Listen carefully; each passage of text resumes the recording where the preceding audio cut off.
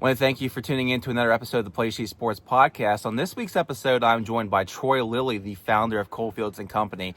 We talk about Coalfield and Company's upcoming combine, how they got started in West Virginia and what they do, what services they provide, as well as the coaching clinics that they do. Troy shares some of his best stories, some of the players he's looking forward to seeing this weekend, as well as some of the best testing players he's seen in the past, and he shares some stories from his playing days as well. We want to thank our sponsors for this week's episode, Rainell Medical Center, Princeton Healthcare Center, and First Community Bank. Let's get to it. For the past 4 decades, Princeton Healthcare Center has provided a quality experience for countless families to give them a warm and safe senior living environment. We're much more than a nursing home, offering skilled nursing services in a long-term care community. If you're looking for a skilled nursing facility that is as compassionate as it is comprehensive, look no further. Contact us today to schedule a tour for you or your loved one. Princeton Healthcare Center, a commitment to caring. I want to welcome you all to the Play Sheet Sports Podcast. I'm your host, the founder of PlaySheetSports.com, Tyler Jackson, and I'm always joined by special guests, but today I'm joined by a super special guest in Troy Lilly, the founder of Coalfields and Company. I know you said you didn't much care for that title, but you're like, yeah, I guess that's kind of what it is. And for those that are unfamiliar, Coalfields and Company is a great service in West Virginia. They do a lot of stuff. They do a lot of coach clinics. They do combines for kids, just a lot of it. So, Troy, just kind of introduce yourself and tell the people what you do.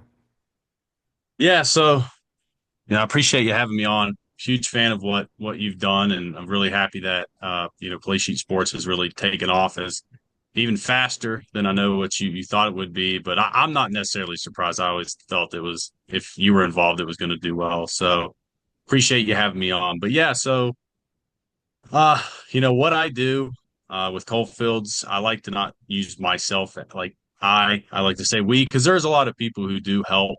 Like I'll, straight up, the 2 summits we ran this year, which I'll get into, I wasn't at either one of them. So I can't sit here and say, I'm running Coalfields by myself when I got people out here helping and putting on these events and things like that. But a little bit of the backstory and tying in myself with it. It goes back about 8 years at this point, around 2017.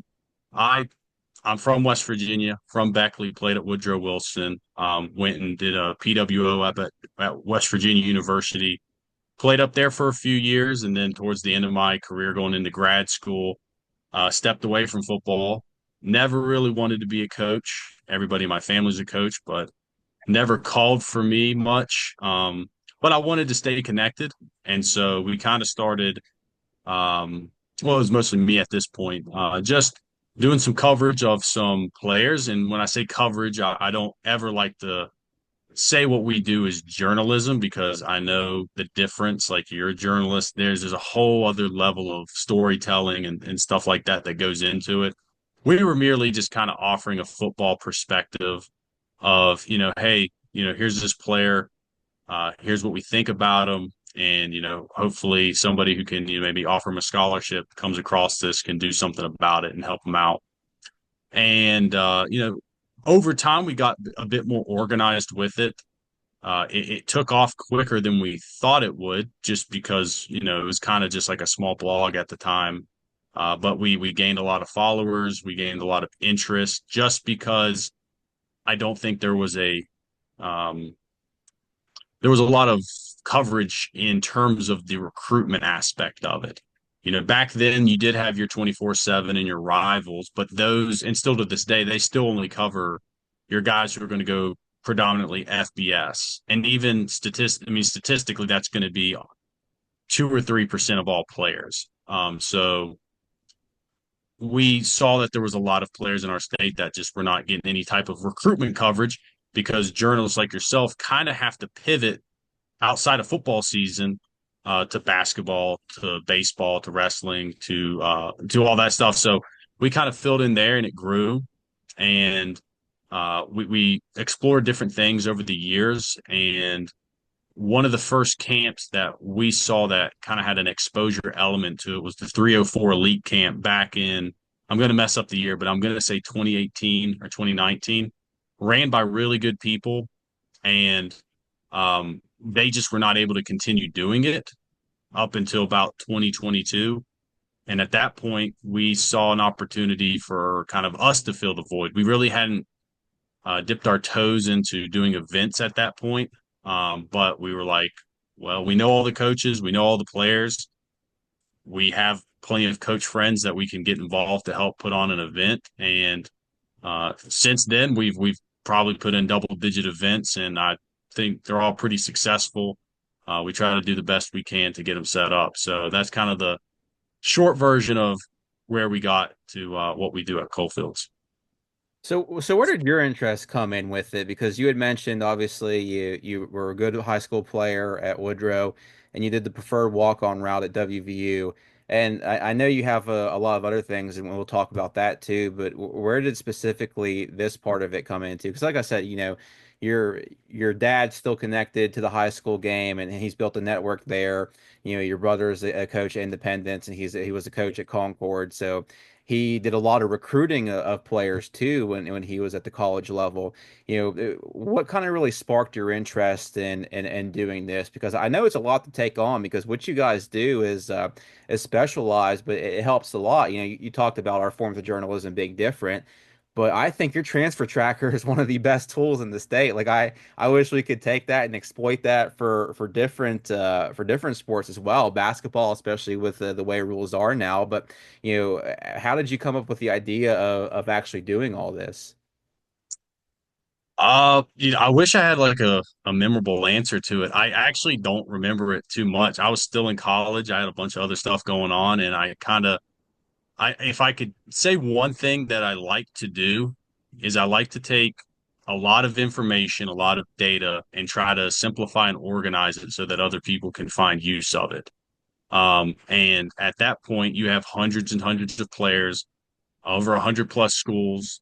And I really kind of just enjoyed digging through each school, building out a list of their players, going through and, getting assistance and kind of performing evaluations on them from, college coaches and things like that. And being able to kind of put out a list and hand it to a college coach and say, here's our assessment and make it easy for them to find kids. So it was kind of my hobby, I guess you could say, is just organizing data and coming up with ways to present it to people. And and then I guess the connection for me is that it allows me to stay connected to West Virginia high school sports, which I loved playing in and my family's deeply involved in. And I'd like to think that we're doing something positive in terms of helping the kids get recruited. If I'm never going to take credit for a kid being recruited. At the very least, we can help them be educated on the process. And we still try to put out a lot of stuff like that, trying to educate players on the process of getting recruited. And that in itself is a constantly changing battle, just with the how the landscape of college has obviously been altered over the past few years. So I've read all the testimonials that you've had ahead of your latest camp that'll be Saturday in Morgantown. Uh, and there were a lot of coaches, a lot of statewide coaches, some people that I think will be very recognizable to the general public. Uh, what has been the feedback from those college coaches? Because I feel like to give those testimonials, it has to be something that they've really, they're busy people this time of year, especially. There's a lot going on. They finish up their spring practices, and I know a lot of the D2 schools are trying to put their cells in for kids that were cut with the new roster limits in D1. So it's a very busy time, and for them to take this away, come during this period and to scout these camps. What's been the feedback from college coaches since you guys have done this? Is it something? Because I feel like personally, it's something that fills a need. People talk about all the time about West Virginia about how they feel like the kids don't get seen and things like that. And I think we've had quite a few high end prospects, a couple that were drafted or signed with NFL teams this past weekend or have over the last couple years to kind of shake that a little bit. But I feel like this combine has really helped streamline that process for coaches. So, I mean, it does help to have, a brother who was in college football for nearly a decade. And then, my dad has had players in the NFL and at all levels of college football. So it was easy to kind of have a base level connection to schools. Plus, we had built relationships sitting them our player lists and things like that over the years. I think a lot of schools, specifically your in-state Division two schools, they really want to make a priority to recruit in-state kids because it's good for the university and it's for their budgets. It makes a lot of sense. They can bring in kids on in-state tuitions. I don't know if a lot of people realize this, but at the Division two level, they don't have to hand out full scholarships. They can package deals up based off academics and what your tuition costs. So you can technically, maybe get two really good kids for the price of one and really maximize your ability to get your allocated resources and bring in more talent. Um, and also with that being said, we made it a priority when we started the showcase 3 years ago. We wanted the college coaches to want to come. We give them their own private parking lot that's only theirs. And it's right next to the field. We got a bunch of food that's in the guest locker room that's only for them. We make sure the player list that we hand them is very easy to read, has the numbers, all the information's there. We want to make it easy to recruit West Virginia.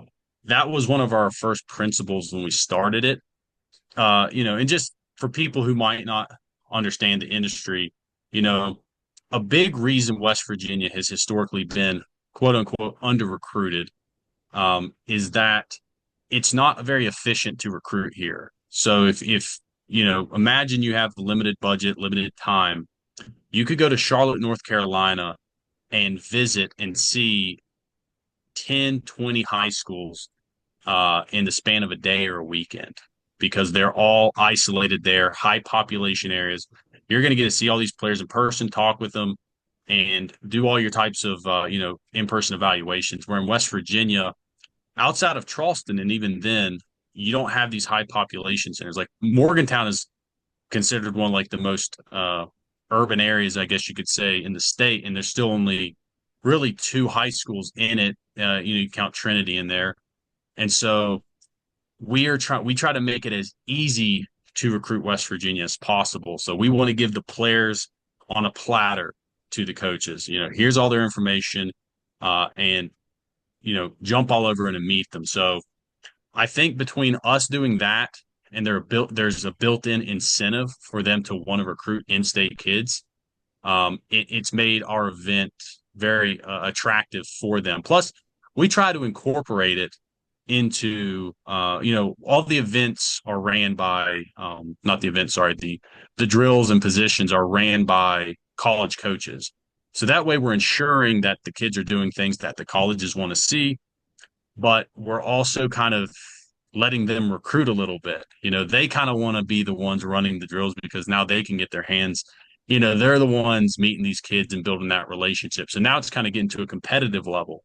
And what I've loved to see is the last few years, the Division two schools have really, really doubled and tripled down on trying to get in-state talent to stay and play here. And as you mentioned, with the way the roster limits are changing at the Division one levels, these Division two schools are really getting some high level in-state talent that might have taken PWOs at the D1 level before. So there's a lot of incentive for them to be involved, and we try to make it as easy for them to be involved as possible. Absolutely. We're gonna go ahead and take our first break, and when we get back, we'll talk about some of the other things that Coalfield and Company has done since its inception. Raynell Medical Center is proud to offer RMC Lewisburg Pediatrics and Family Health Center, offering quality primary and pediatric care from head to toe. Adult and child well visits, acute visits, ADHD management, behavioral health therapy, parent-child interactive therapy, osteopathic manipulative treatment, lab services, DOT physicals, sports physicals, and more. Our office is open 5 days a week from 8 a.m. to 6 p.m. Call for your appointment today. Back here from our break with Troy Lilly, the founder of Coalfields and Company. And Troy, we talked about the combines, but one of the things I know that you guys have been doing for a while are the coaching clinics. I think you've been doing them for every bit of at least 5 to 6 years. I think I remember doing a story it had to have been 4 or 5 years ago where we talked about it, and you've done it at different points. I think you've done them in Morgantown, you've done them down here in the South, I believe in Beckley. I feel like that was probably one of the earliest events that you guys did with the company, correct? Yeah, that's correct. I think it was the very first one, and I honestly have lost count how many we've done. It's 7 or 8. So we've been doing them for a while, and we've even done multiple ones in one year or two before. We even did one through virtual during COVID. So we've always kept track. And another principle we try to start off with, and of course, this is just from my background knowing coaches, is we wanted to be very coach first. Um, a lot of I mean, you go a lot of different ways with this, but coaching, especially in West Virginia, is a very thankless job at times. Um, I personally can't stand standing in like actual stadiums. I prefer to watch on video production and stuff a lot of times, which sucks because I like the field environment. There's been a few games I've attended in the past few years where, it's an unforgettable environment to be a part of. But for one reason or another, the way our society and culture is right now around high school sports is it's brutal out there. It's brutal for refs, it's brutal for coaches, it's brutal for players. The parents or fans, they don't hold back. And we just know that coaches take a lot of heat. And they get blamed a lot. And it's can be very negative for a job that a lot of guys are doing for the payment is not equal to what the amount of hours and times they're putting into. And these are kids, these are coaches who are literally doing it to they want to be around the players and they want to develop them and they love the game and they want the players to love the game and develop. And so we're like, we need to always back the coaches and stand up for the coaches and be supportive of the coaches and build things for the coaches. So the clinic was one of our first things that we did that we wanted to have something that's just for West Virginia coaches, um, bring them in. In a lot of ways, it's more of a networking event isn't the right way to phrase it, but it's more of a for camaraderie, and a lot of the best educational points, I guess you could say, is that they just talk about things that are applicable to West Virginia high school coaches. I've been to conferences. I was at the AFCA convention this year, which is like the national biggest one that everybody goes to from college to high school. And there's a lot of really good football IQ that gets passed around in that thing. I mean, you're talking cutting edge scheming and all that stuff, but ironically, a lot of that stuff doesn't work in West Virginia because you just don't have the resources for it, or you don't have the depth for it, or one thing or another. And so it's interesting. Some of the most important conversations you'll hear at these clinics is how do you fundraise when this happens? Or does your county have this policy and what is your kind of response to that? And so it's really interesting to see what really works for these coaches is not really the X's and O's a lot of times. It's all these little nuances, or it's the X's and the O's, but how do you do it if you only have a roster of 30 kids? How do you run, what's the secret behind some of these small schools like a Williamstown, who they're a public school and they've never had a huge enrollment, but yet they find ways to stay so consistent. Like, what's the secret? That's something I think we've tried to provide value with the clinic, and also just like I said, the camaraderie aspect of getting them all in one space to kind of connect and have something that is just for West Virginia coaches. And I'll add this too.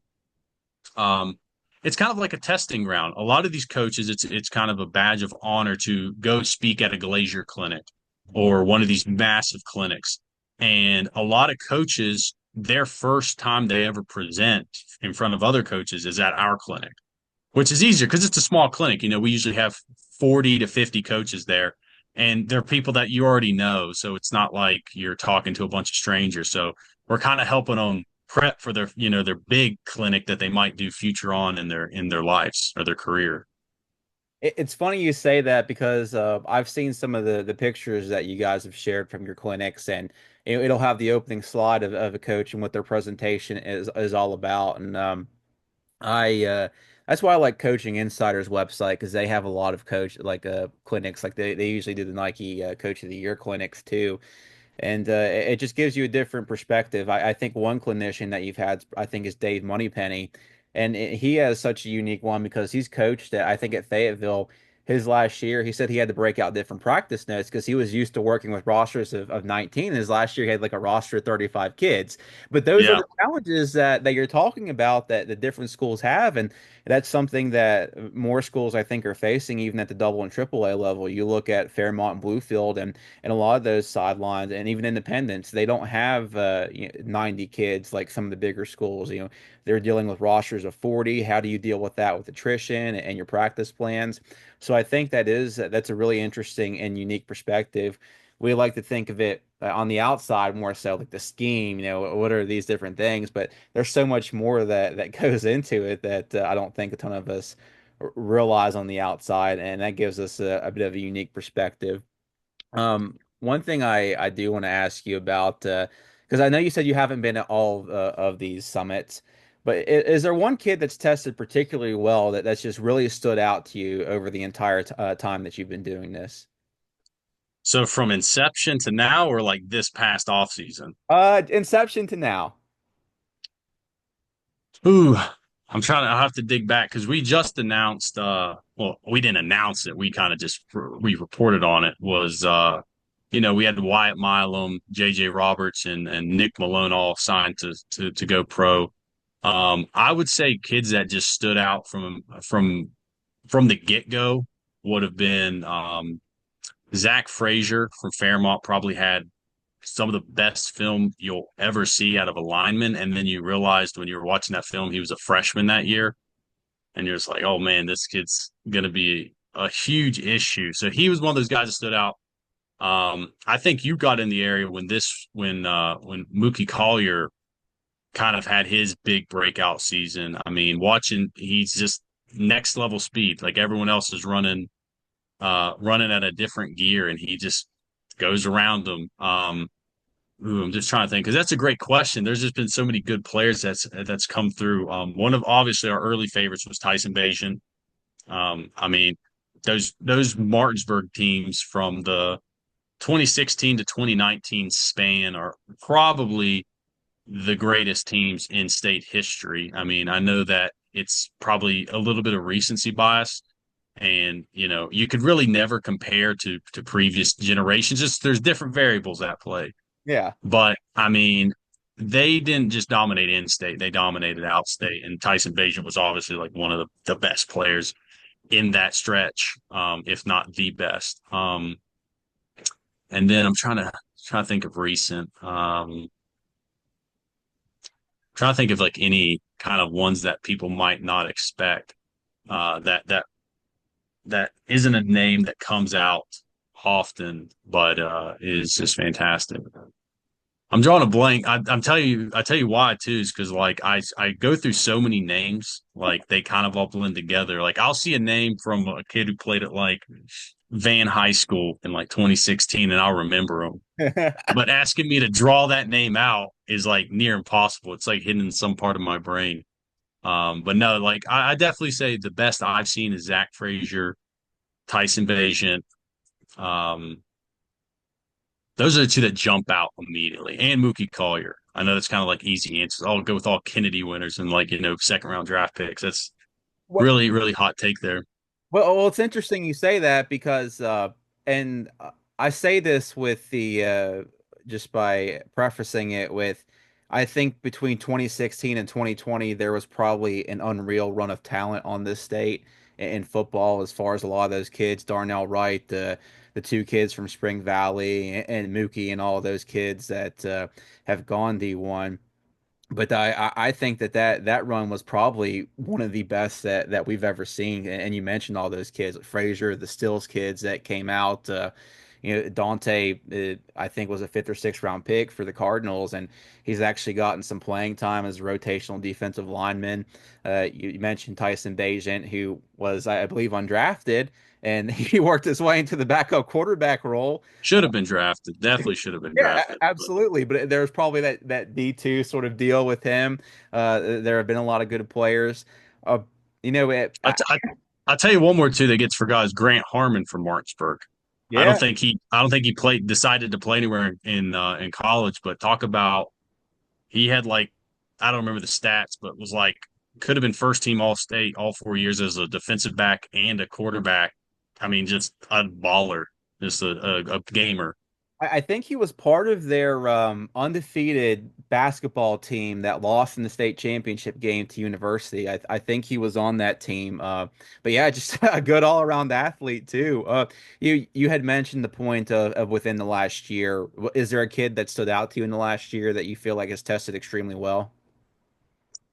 Um, so at last year's combine, I'll just draw because these kids are recently signing places.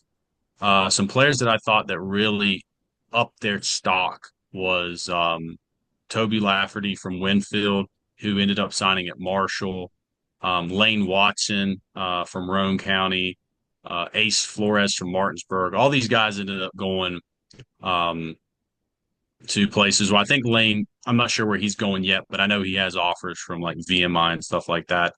But no, these you can usually tell when they show up it's that blend of size, and then they go and actually have like some of the best test out numbers as well. I mean, when you're pushing 6'2" to 6'3", you're north of 220, and you're able to drop a sub 4.9 40, like an actual 4.9. I know a lot of combines out there have people dropping like crazy, like everybody's dropping 4.6s, 4.7. But if you're legitimately over 220 and you're dropping, sub 4.9s, you're a fantastic athlete. And I'm a big believer too that for maybe the combo, maybe like only combo positions, really like your linebackers and tight ends. I do think there's a pretty low threat, not low threshold, but I think as long as you're like over 6'1" and over like 220, like or over 210, you have the frame to play Division One. It's just do you have the instinct and stuff like that? One of the best players I ever played with was David Long, who's been in the NFL for like 7 years at this point, and nearly the whole time I was there, he was probably the shortest linebacker we had, one of the lightest. He was fast, but he wasn't like faster than probably half of the linebackers. But if you got it, you got it. And that's the hard part about these combines is that they don't always show that, but they just do their best at kind of making sure you check the first box, which is can you move and can you survive, the next level of college football? Uh, so were you at the combine where Dom Collins ran the 4.2? Yeah, that was our combine where he ran a 4.29, and I actually remember we were eating afterwards, and we were going through all the times, and I was like, "Is that correct? The 4.29?" And then we called up we went through all the coaches who were there that time because we had three coaches time it, and they were like, "That's what we all pretty much got." And I mean, I'm aware that the likelihood it was exactly 4.29 with a hand time is probably not necessarily the case. But even if it wasn't, and you take like the natural assumption of where it is electronically, if it's a 4.4 electric, then that's still like top 0.001%. But I knew when we put that out, we try to add so many disclaimers like it's hand timed. We know it's hand timed. It's probably a little slower than that. Um, but he hadn't ran track at that point. So we were like, maybe it's just a 4.29. Like you never know. And I mean, I believe it is pretty legit because the next week he went to WU again and ran, I think, around the same range. So yeah, that was a pretty cool start because I actually called it. It's easy for me to say now, and there's no like evidence of me saying this. You just have to take my word for it. When somebody asked me who did I think was going to have like a big day, I specifically said he was one of the players I mentioned because I'd seen his film and he just had that separation. You sometimes you're not sure if it's there, but then when you see it, you're like, he's just moving like on the Mookie Collier thing. He's just moving at a different pace that everyone else is. And I was like, I'm interested to see how he runs, what his time is. And he ended up being like as much of an MVP of a camp as you can be. I'm pretty sure he didn't just have the fastest 40, he had the best shuttle, the best broad jump, and I think he had all the best catches throughout the day. And so it was pretty cool because, then he went on to obviously have a amazing senior season and win the Kennedy. So it was kind of cool to be a little part of his breakout party.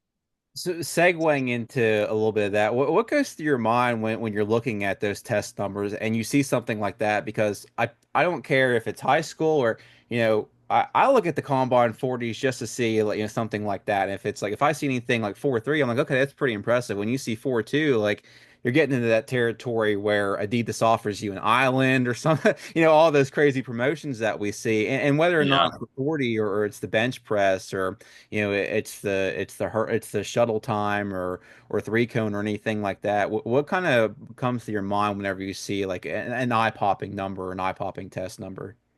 If I see 4.2, I think it's wrong immediately. I go, okay, it's somebody's written it down wrong, or they wrote a shuttle time over here, or because I mean, the likelihood of somebody actually running that fast is so unbelievably low. Um, but then obviously you follow it up and you're like, okay, let's just confirm who was it. When I saw it was him who ran the 4.29, I was like, oh, okay, there might be a chance because like he actually looked pretty fast on film. Um, yeah, I mean, it's pretty much that. You're like, I want to verify that this is legit because if a kid is running a 4.29, 4.3 in 4.4 range, I mean, and the colleges can verify the numbers. I mean, and if he doesn't have any interest before then, he's about to have a huge change. Like it's going to be a huge change in his recruitment because the name of the game is speed. And even if you don't have the film, which he did actually have the film to back it up, they're willing to take a chance on developing you because you really can't teach speed. I mean, I wish you could if you could get faster, I'm proof that you can't. Like I did my best to get my stuff faster, but you just can't. You can get a little bit, but you can't jump to those levels. Um, and so it's kind of exciting to see, especially if it's a younger kid or a player like that we necessarily didn't have on our radar and maybe no one has on their radar.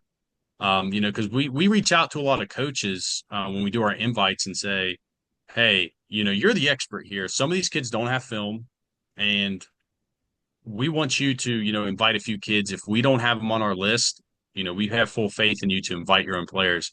And so we get a few kids come through that based off their coach recommendation. And next thing you know, like this kid's one of the best in camp. I can't believe I'm forgetting his name.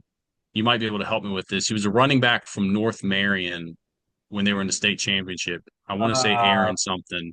I know who you're Um, talking about. He rushed for like 200 yards. yeah, I well, was looking at his name the other day. It's funny you say this. It's not. I it's don't think it's. it's the I Michael thought kid. I No. thought it was Aaron's. No, Toby Michael's their quarterback this past year and this year, but it's Aaron something. I believe I could be wrong. Hoffman. Does that sound right? Hoffman. Aaron Hoffman. Yeah, Hoffman. That's who it was. Yeah, because he was Yeah, yeah. averaging like 10 yards to carry, I think, at one point in that state championship game. Yeah, I'd sent Coach Hayes, who we were planning to, I said, "Hey, Coach, here's the guys we've invited." He was like, "Oh, you need to have Hoffman up there," and I was like, "Oh, that's I'm not sure if I have him on our list. I don't know if he maybe got injured the year before, or maybe he hadn't had his film out when we were checking it." And he was one of those kids, one of the top times at the camp, and I'm like, "Oh, this okay." Like that's when it's exciting is when it's a kid you never heard of, or maybe you heard of, but you weren't necessarily expecting to see be at the top of one of the scores, and it's exciting because then you followed up, and he goes on to have almost win him a state championship that year. Absolutely. We're going to go ahead and take a break. And when we come back, we'll talk about the process of getting some of these players in and really the selection process, because I think it might be a bit interesting. Some see sports as just a game, but it's more than that. It's about building dreams, embracing teamwork, and pushing limits. With every play, every cheer, we're there rooting as partners in their journey. Because at First Community Bank, we believe the youth of today shape our communities tomorrow. Back here on the Play Sheet Sports Podcast with Troy Lilly, the founder of Coalfields and Company. And Troy, I'm looking at your list, and It is a very very big list. I'd say every bit of well over. We've got about 25 probably on since you sent that too. Yeah, that is and I'm looking at obviously a lot of local kids, but also ones from all throughout the state. I'm curious, how do you go about the process of getting of who do you invite? You know, I know sometimes you talked about sometimes links will get out and kids will show up and everything, but this is a It's lot of happened a few kids. times. Yeah, this is a lot of kids to really track down and organize this and just figure them out. And I know some names are kind of gimmies. You know, you're able to who's who, whether it be all state lists or whether it be awards as underclassmen or juniors. But how do you go about the process of creating this list and choosing who to invite? So there's levels to it, and it kind of evolves over the time period. We try to announce it as early as possible so that people can, start planning for it, and make note of it because our goal is to get as many of the top players as possible to attend. We kind of have our starter list from last year. Who's the kids that's coming back? We look at kids who are all state, all conference. Pretty much, we say, look, if you were all conference, all state last year, you're automatically invited. We want you here. You've proved it on the field. Like coaches have literally said, you're the best in our conference, best in our division. And so who are we to say, you can't come show it here? So we kind of take what we have from the past year and what was done in the past season. Then we work through our huddle links and, start going through players and this kid stands out. We kind of build our foundational list. And it's about probably, I'd say, a list of about 300 names, maybe 400 names at the top. And over maybe a month or two, we send all those invites out. We try to reach out to them through any means we can, mostly social media, but we dig and we dig. Then what we'll do is we'll have a period of reaching out to coaches, and we'll say, kind of as mentioned earlier, we'll say, hey coach, we've invited these kids from your school. Are we missing anybody? And they'll say, yeah, you should have this guy here. And usually that's what's the best because some of those kids are the best ones at the camp. Last year, Coach Walker sent us Kyrie Bunny. Hmm. I don't think he played football the year before, perhaps. But, if he says this kid can play, we're like, yes, we believe you. And he came and was one of the best receivers at the camp, and then obviously went on to have a great senior season. Um, and so they send it out to the rest of those guys. And then we kind of watch and track how the list is filling out because we will get a lot of kids who maybe are on our periphery. Do they necessarily stand out immediately on film? Not necessarily. We go through our summits, and our summits allow us to see some kids firsthand. And if they're not already on our invite list, we will extend an invite through there.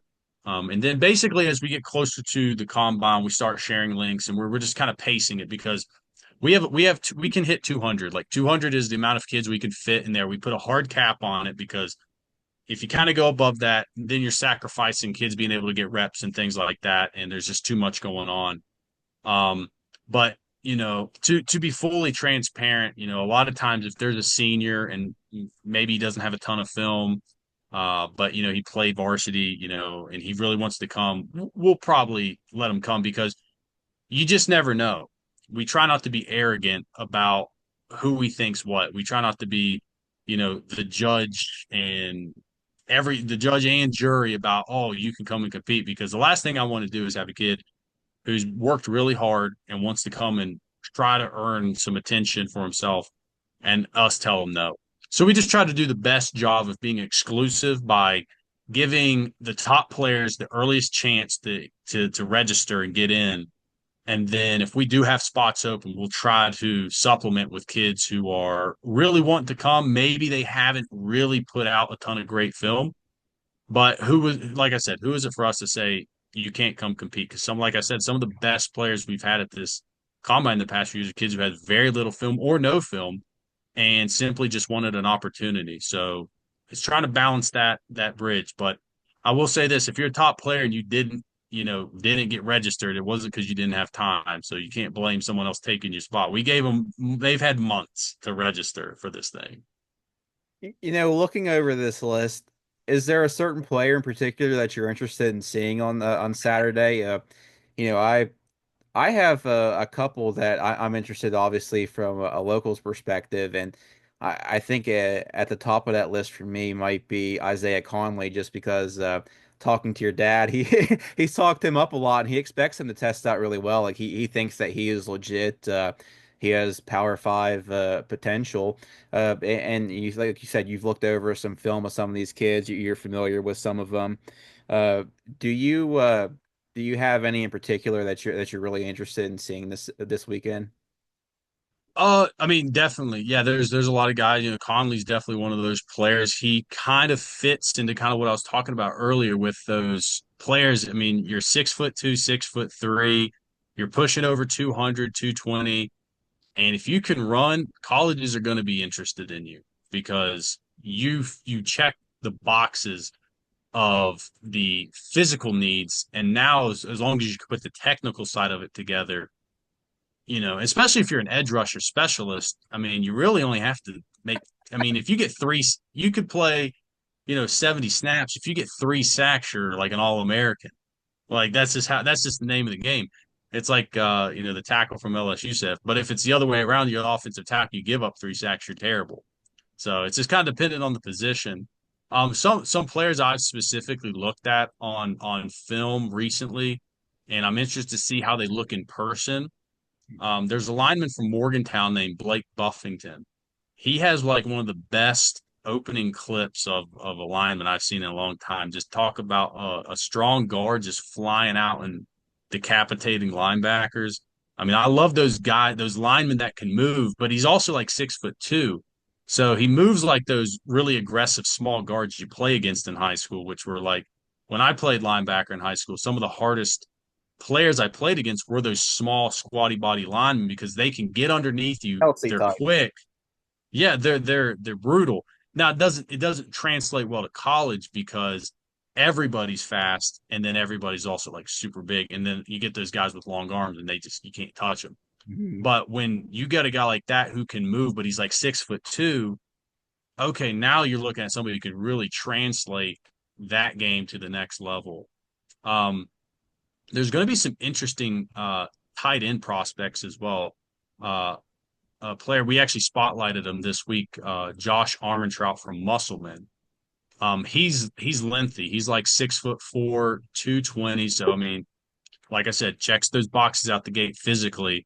And I really, really liked the film he put out as a receiver.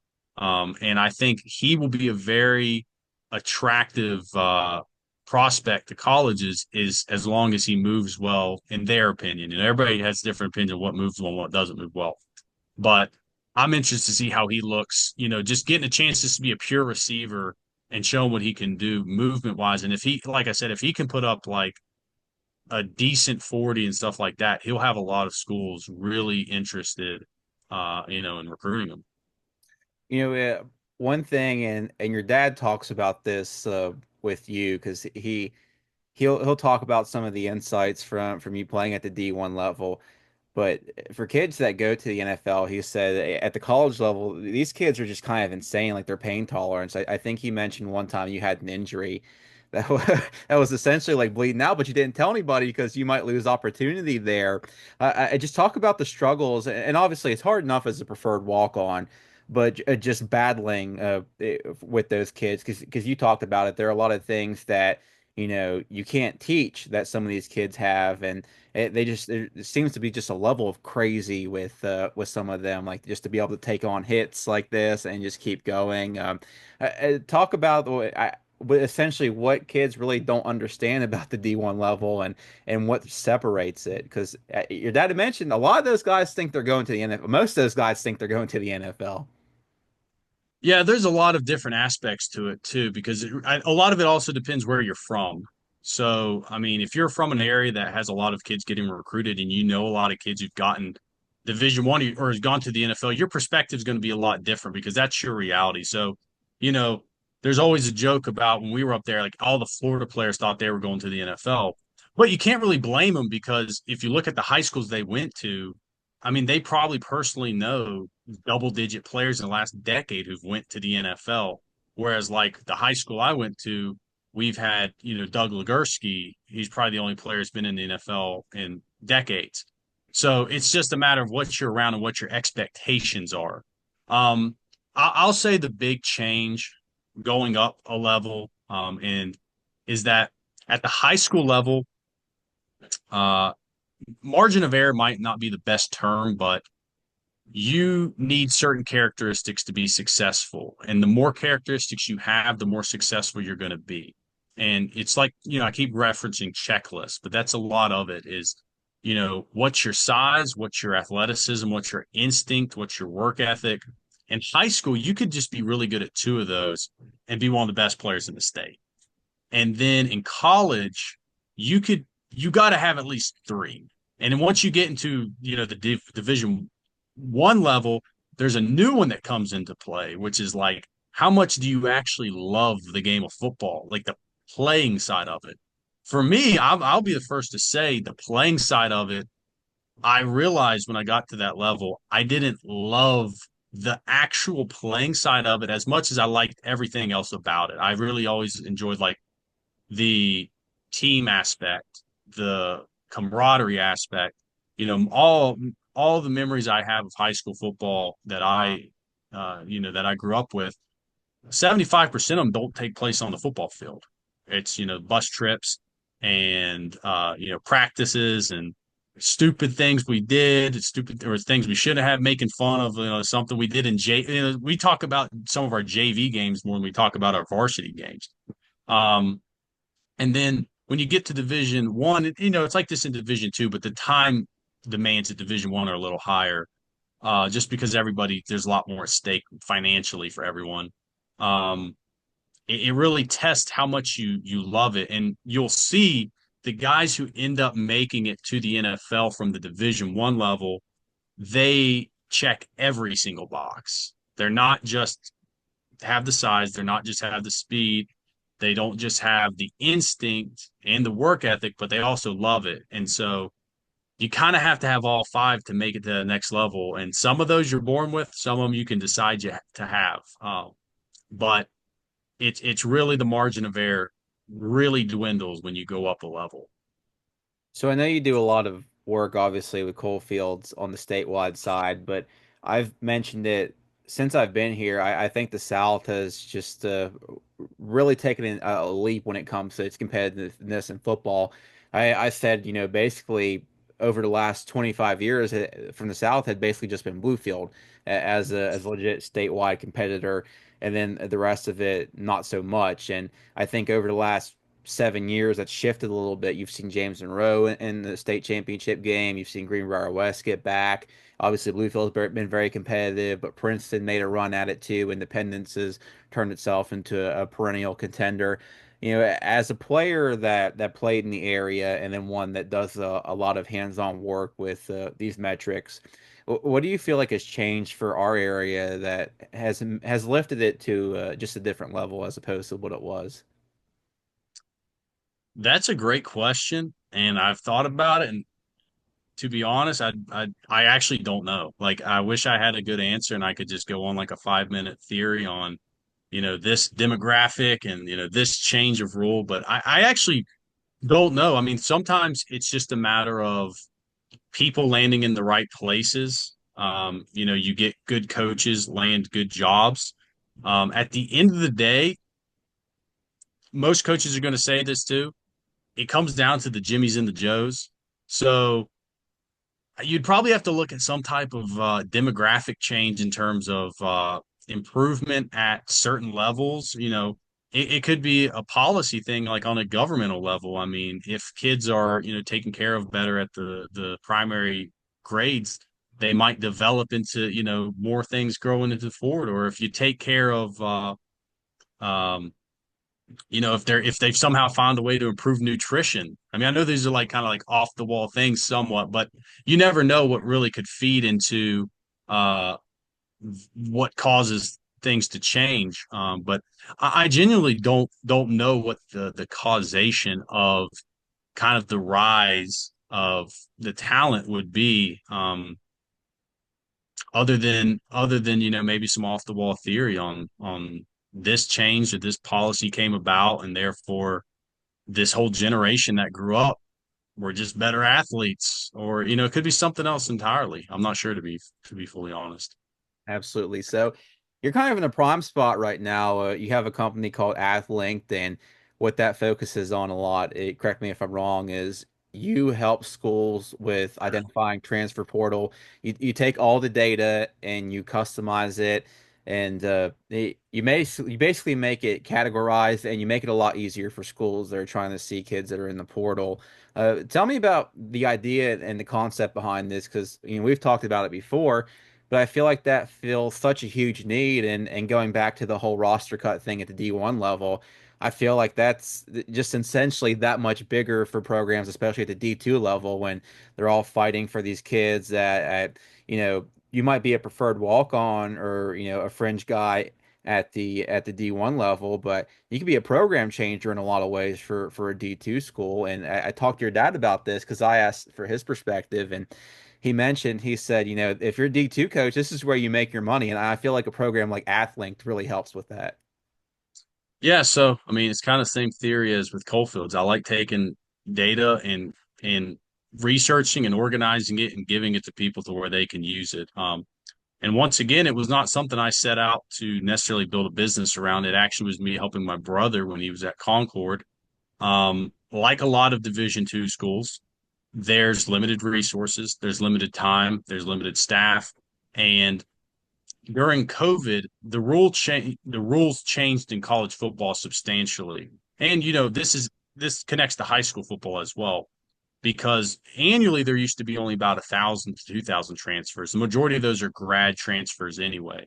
Um, when COVID came about, there were so many different changing. This league's playing, this league's not. You're affecting my ability to go pro. Lawsuit, all over the place. The NCAA basically said, everybody can transfer because we don't have a better answer. And so you went from having 2,000 transfers to 10,000 transfers. And that is a substantial amount of players to know about because there's a good chance you have a lot of those players from your team are on there. So not, people talk about, why can't we be all high school? Well, a lot of your own players are going in the portal. And no matter what, there's a difference between an 18-year-old man and a 22-year-old man. And so, no matter if you don't want to be in the portal for one reason or another, if you have 20 players leave, you have to replace it with some type of maturity, at least physically. Um, and the way the actual portal works is it's just a hub for all the compliance officers who get told by the players, I want to enter. They just enter their name, and all you get is just their name and their school. So if you're someone trying to recruit them, you have to Google basically their name and their school, find out what position they play, how many years eligibility they have left. Is this kid a scholarship player? Did he play when he was at this school? Is this a kid looking to go up, or is this a kid trying to come down? And so we started out basically filling in those knowledge gaps and then giving it to them in a platform where they can actually utilize it and say, okay, 2,000 players went in this past 2 weeks, like that just happened in the spring window. A lot of these West Virginia schools we're going to want to know, okay, we're looking for guys trying to come down. Show me every preferred walk on from West Virginia, and we're going to start there. And it just allows them to save time and be able to maximize their day with being able to recruit and evaluate rather than just building out data lists. So it's been a blast to build out, and we've really exploded over the last year or two. We now just we don't just do the portal. We actually cover JUCO, high school, post grad, international, and we work with triple digit schools from D1, D2, D3 across the board. And so it's actually really helped a lot with our Coalfield stuff too, because we already have the high school data pulled for Athlink. We can just connect it over. And that's why we put on there on a lot of our camp stuff. It's powered by Athlink because a lot of the data that we are able to produce and to build out these lists is produced from the Athlink side of things. So it's been great. And it's been awesome to kind of be on both sides of it. I get to see the college aspect of all the changing dynamics. I get to see firsthand what college coaches are going through and what they want. And I think it's allowed me to help better serve the players in high school in West Virginia because I'm getting a better feel for the total industry as a whole. One of these things with this showcase that we're doing, um, is it was huge for us to get it put on Metro News this year. I'm so excited to have it broadcast because the way the industry is trending is that the majority of your exposure and your offers are going to take place at college camps themselves, which are going to take place in late May, June, and July. We'll be fully transparent about that. That's where you're going to really, really have an opportunity to earn offers is in front of the coaches on their own campuses.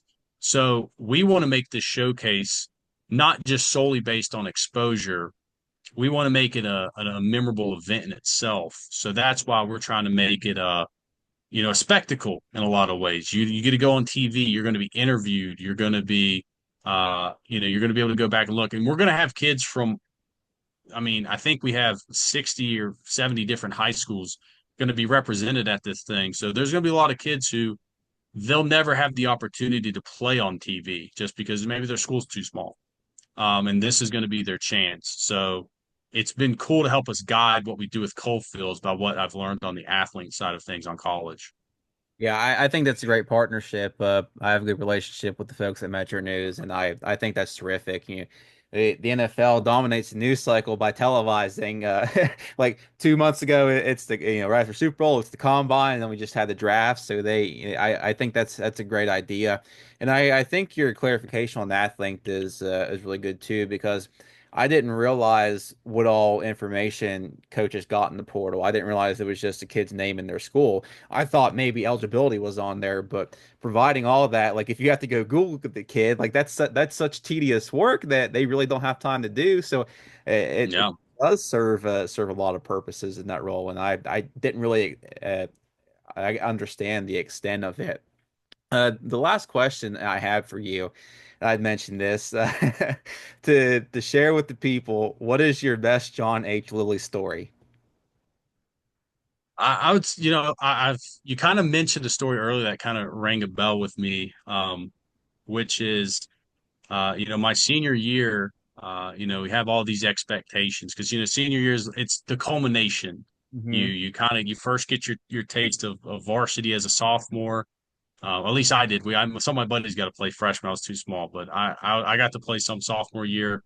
Um, and then junior year, you finally take a kind of a jump, and then senior is supposed to be like your year.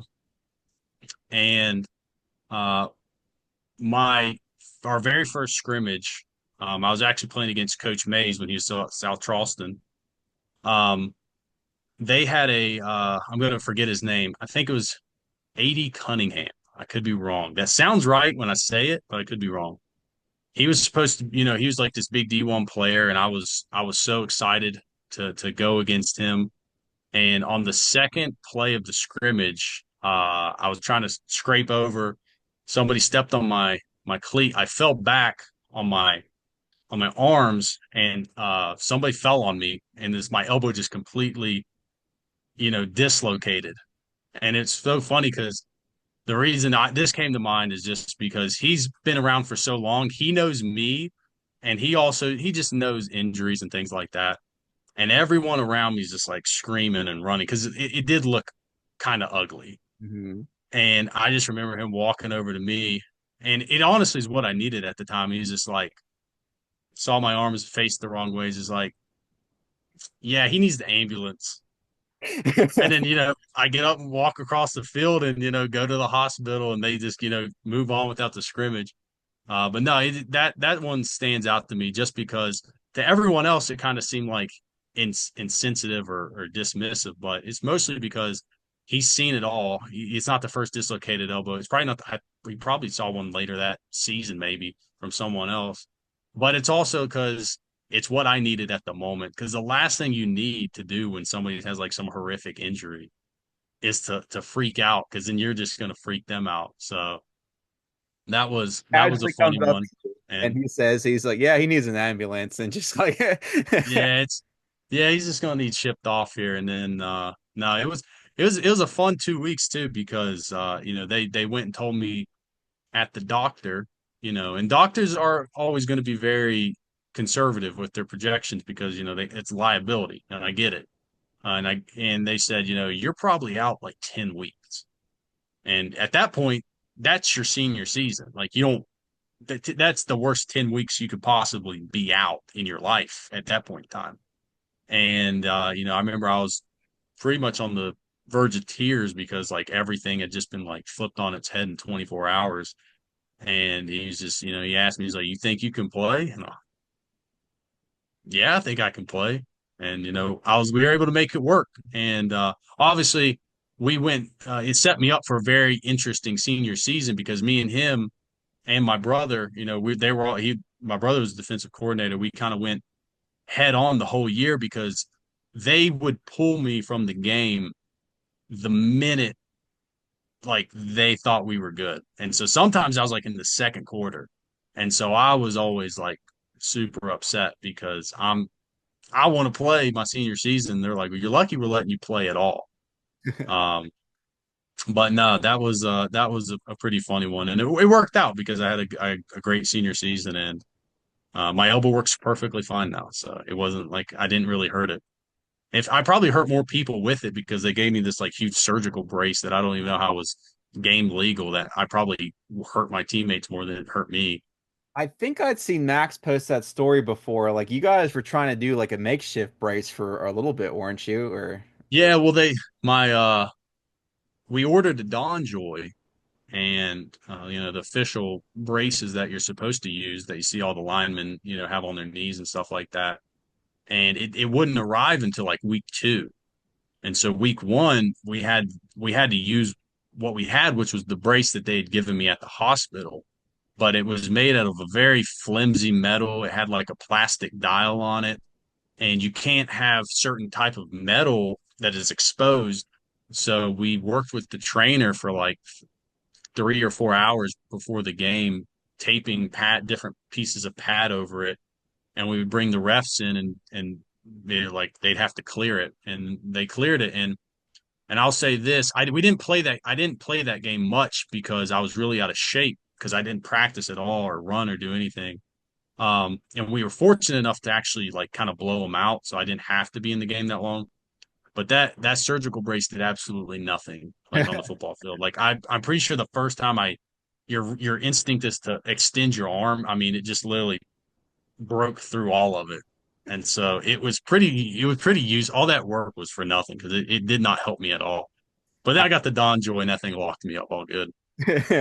yeah, I've always wondered if you're able to use those things as a weapon, but I guess if only part of it can be exposed, because I mean, you see guys that will have their entire hands like clubbed up because they had a broken hand or something like that, and I always wonder if they just like kind of club over and if it adds any sort of I advantage. mean, there was certainly times where I probably, I know that my teammates in practice were, it would hit them and it wouldn't feel good, but it's it's not a good thing to use your elbows, especially as a linebacker, because you need to be playing with your hands. So if you're playing with your elbow and you try to use it as a weapon, yeah, it might hurt them a little bit, but then the lineman's going to get their hands on you and because you're all the way up in their body, and it's a catch 22. So I had to learn not to use it as a weapon, but fortunately, I think if I played any other position, I probably couldn't have played because my arm was just permanently stuck in a L shape.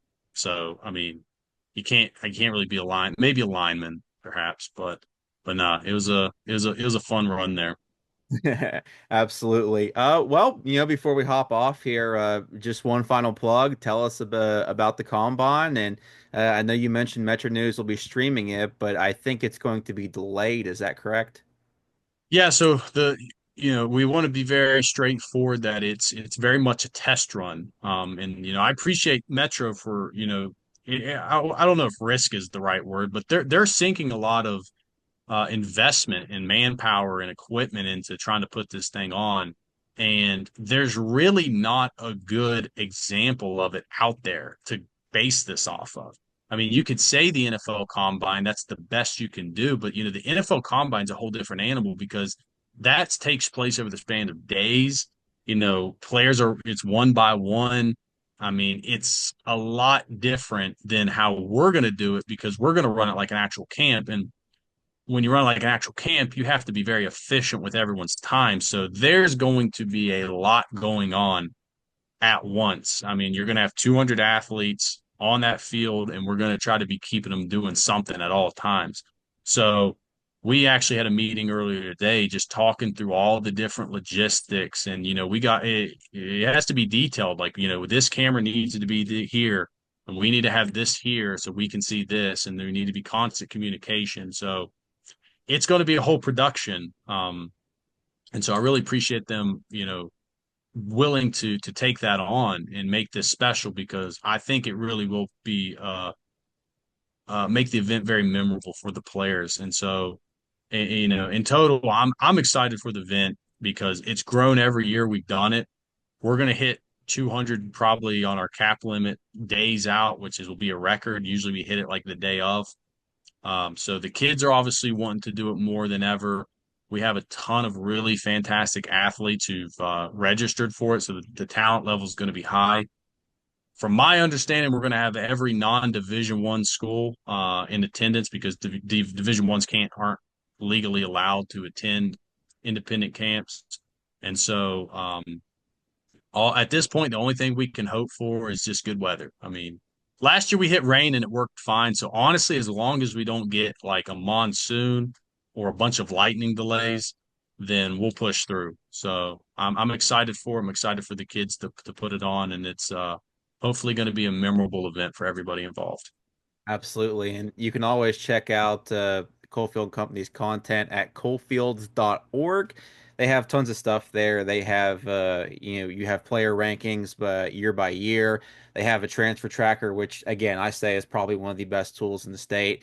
Helps me keep up with things statewide and locally, just because it's a wild west out there. You never know who's going to end up where from year to year. So like I said, if you have the opportunity, I highly recommend checking out their website. You can find them on Facebook. That's Coalfields and Co. period, not company spelled out.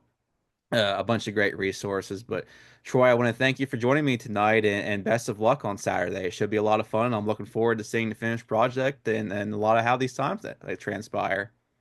Yeah, no, I appreciate you having me on, and thank you for everything you do for Southern West Virginia. Absolutely. I want to thank you guys for listening to the Play Sheet Sports Podcast. If you wouldn't mind, like and subscribe on YouTube. We'll be back with you next week.